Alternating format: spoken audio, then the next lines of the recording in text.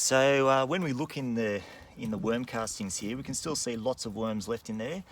Now we don't want to throw them onto the soil with the worm castings, because otherwise they'll die. These are special compost worms, and they don't survive in the soil. They only survive where there's lots of compost and rich material to break down. So what I'll do is I'll let them do all the work for me, and worms don't like the light. So if I leave the lid off, they're going to go down to the bottom of this container, and then we'll scrape off the top layer, and there should be no worms in there because they would have all gone down the bottom to get away from the light.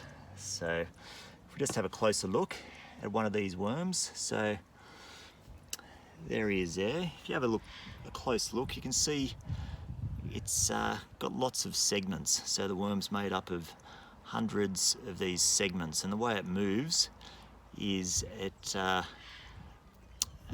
expands and contracts those segments to move along, and it basically eats its way through the soil.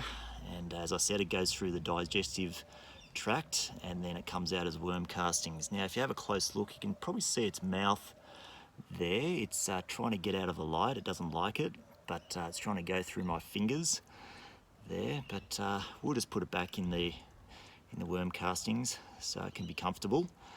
But worms actually have hundreds of little hairs on their segments, and they basically use them to push them along in the soil, I guess like tiny little legs.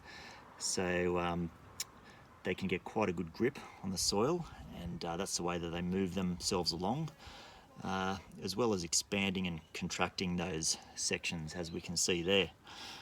Also, if you look down the tail end of the worm, you can see inside it's quite a transparent colour. You can see the soil inside the worm.